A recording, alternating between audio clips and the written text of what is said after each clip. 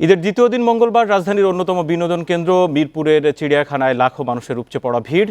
সপরিবারে বিচিত্র পশু পাখি দেখে ঈদের আনন্দ উপভোগ করেন দর্শনার্থীরা।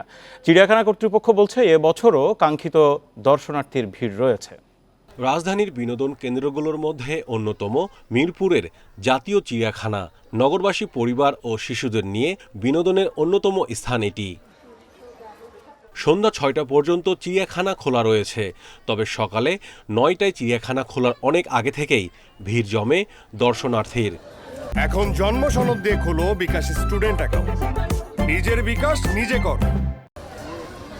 দুই শিশু সন্তানকে নিয়ে নারায়ণগঞ্জ থেকে সকাল 11টার দিকে ঘুরতে আসেন মোহাম্মদ আলামিন। পশু পাখি দেখে ঈদের আনন্দ উপভোগ করছেন তারা। পূর্বে আসা হয় না, এখন বাচ্চারা আসার জন্য খুব আগ্রহী ছিল। এখন ওদেরকে নিয়ে আসছি, ওরা বাঘ ভাল্লুক ইত্যাদি আরও অনেক কিছু দেখেছে, ওরা অনেক খুশি। সকাল থেকে চিড়িয়াখানা ঘুরতে আসা দর্শনার্থীর সংখ্যা দুপুরের মধ্যেই কানায় কানায় পূর্ণ হয়ে যায়। আগত দর্শনার্থীর একটি বড় অংশ শিশু কিশোর, যারা এসেছে অভিভাবকের সঙ্গে। আমি চিড়িয়াখানায় এসে বাঘ, ভাল্লুক, সিংহ, ময়ূর দেখেছি আর পাখি দেখেছি। গতকালকে ঈদের পর আজকে আমার ফ্যামিলির সবাই নিয়ে চিড়িয়াখানা ঘুরতে আসছি।